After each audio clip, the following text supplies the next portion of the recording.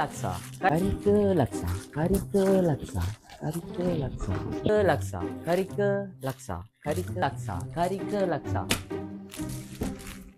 Apa kari laksa ni? Korang dah makan Belum? Jom kita makan. Orang tak power. Boleh saja. I nak laksa, I nak laksa. Tak boleh, tak Aduh, boleh. laksa. Tunggulah. Sekejap. I ada 2 je tau. Tak apalah, nanti kita kongsilah sama-sama. Boleh tak? Boleh. Okey. On. Orang dah bagi, kita makan. Jom. Duduk lu.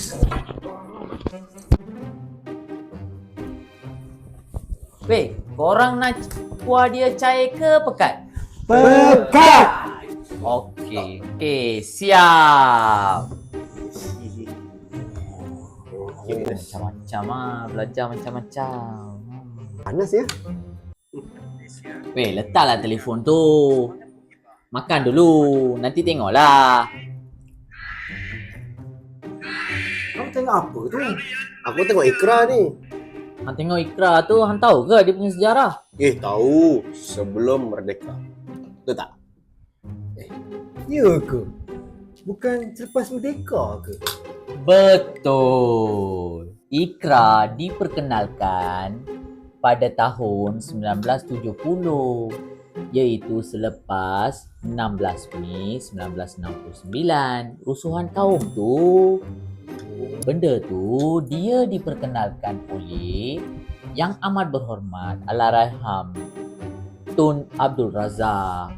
Untuk apa? Untuk nak membakarkan semangat perpaduan. Lagi satu kan, walaupun teknologi kita ni berubah, yang prinsip rukun negara Ikra ni daripada dulu sampai sekarang langsung tak berubah. Perpaduan sama macam tema hari kebangsaan kita tahun ni. Malaysia Madani, kesejahteraan dinikmati. Jom makan!